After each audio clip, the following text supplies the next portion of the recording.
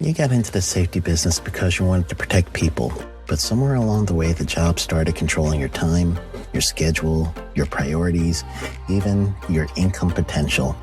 What if the expertise you've built over the years in the field can give you something more? More freedom, more control, more ownership of your future. I'm Sheldon Primus, the author of 7 Steps to Starting a Profitable Safety Consulting Business and the host of the Safety Consultant Podcast, with more than 350 episodes helping safety professionals become consultants and grow their career. Consulting changed my life. In fact, I'm a full-time RVer, and one consulting contract paid for my home I live in today. Now, I help safety professionals build their own consulting practice through bi-weekly coaching calls, accountability, and personal guidance. But this program isn't for everyone. Start with the Consultant Readiness Audit at sheldon.coach. What if everything we thought we knew about safety was just interference? From the host of the Rated R Safety Show and the founder of Safety FM comes the complete Signal Transmission Trilogy, now available in one powerful edition. Safety, in my opinion, the book that started the conversation. Safety Mutation, where the boundaries of culture, systems, and belief begin to break. And now, Safety Transmission, the final piece of the signal. For the first time, all 3 books are together in one volume. The Signal Transmission Trilogy, Complete Edition. This isn't just about compliance. It's about consciousness. It's about decoding the way we think, lead, and live, inside and outside the system. Whether you've been following the signal since the beginning or you're just now tuning in, this is the version to own. Search Signal Trilogy on Amazon or visit safetyfm.com to get your copy now.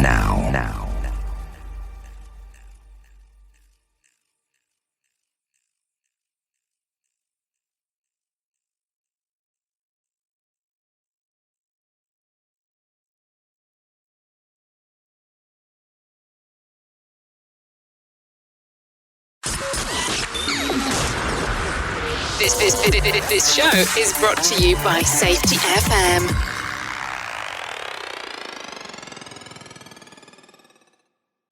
The following program is rated for mature audiences. It may contain adult language, adult situations, and frank safety discussions.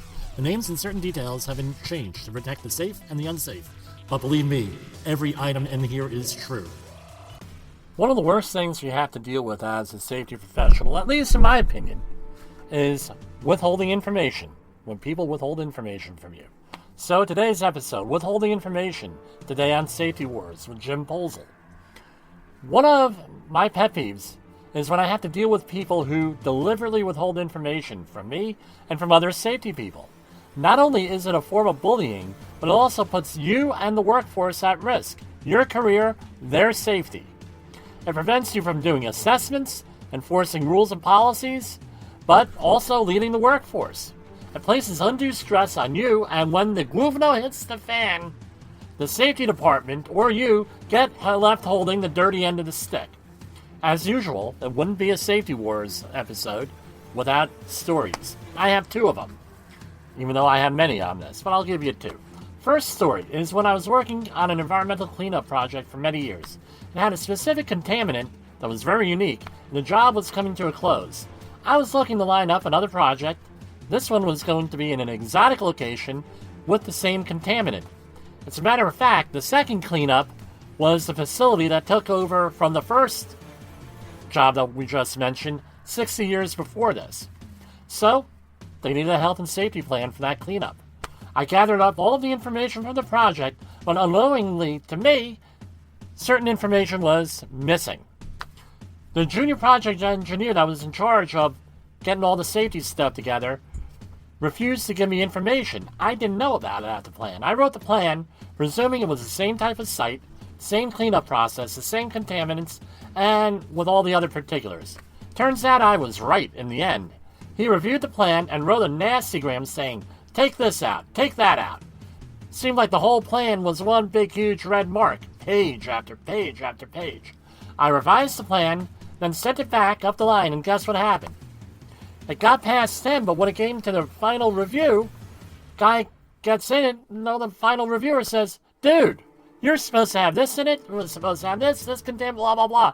Basically, everything that I was told to take out was in there. Being a safety guy, I save everything. So I saved all the documents, showed it to this firm, blah, blah, blah. And guess what? I was the one that got into trouble. Because I should have known that this guy was lying to me. Guy gets away scot-free. When I went up and I said, look, why did you do this?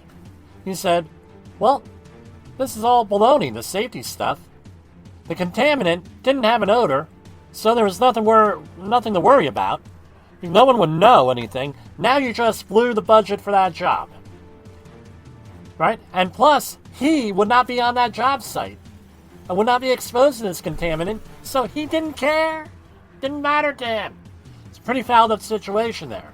So, it came down to money and being comfortable. This guy had no conscience. He didn't want to inconvenience the workforce. I don't know, but this is what it came down to. Putting people at risk. Second story, not as elaborate, but pretty messed up, is, I think, more common.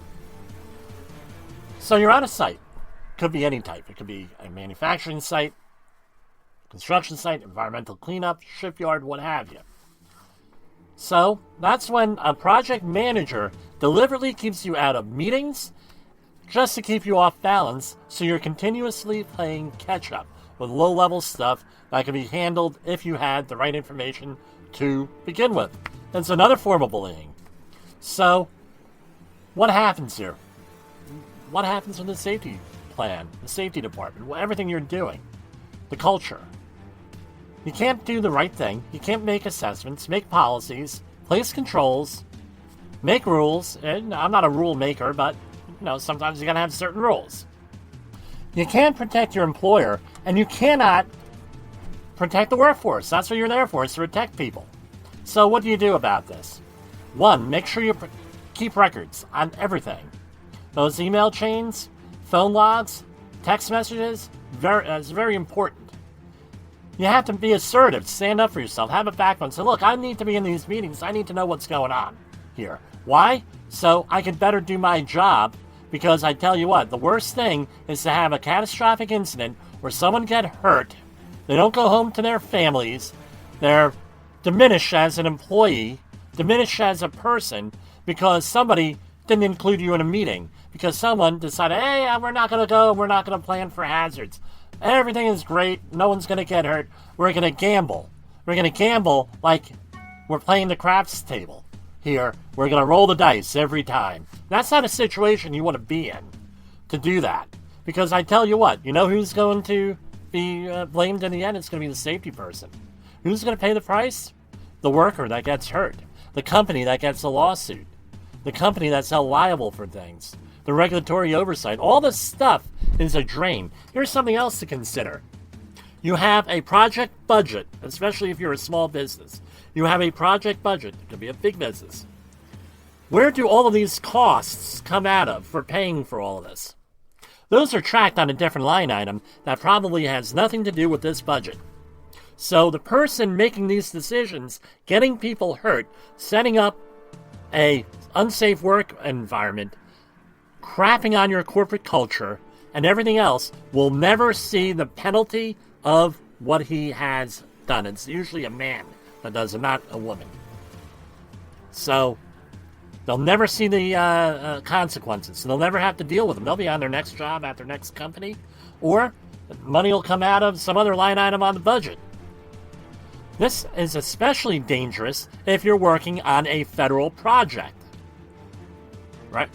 We've talked about in previous episodes of people making decisions that have no liability. Well, guess what?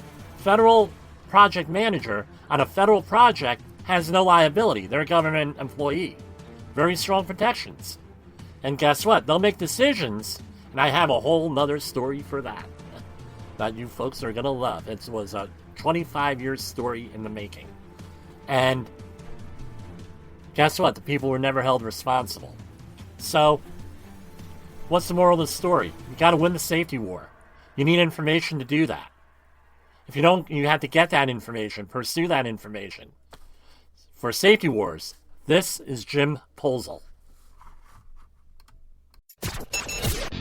The views and opinions expressed on this podcast are those of the host and its guest and do not necessarily reflect the official policy or position of the company. Examples of analysis discussed within this podcast are only examples. They should not be utilized in the real world as the only solution available, as they are based only on very limited and dated open source information. Assumptions made within this analysis are not reflective of the position of the company. No part of this podcast may be reproduced, stored in a retrieval system, or transmitted in any form or by any means, mechanical, electronic, recording, or otherwise, without prior written permission of the creator of the podcast, Jay Allen. You got into the safety business because you wanted to protect people, but somewhere along the way, the job started controlling your time, your schedule, your priorities, even your income potential. What if the expertise you've built over the years in the field can give you something more?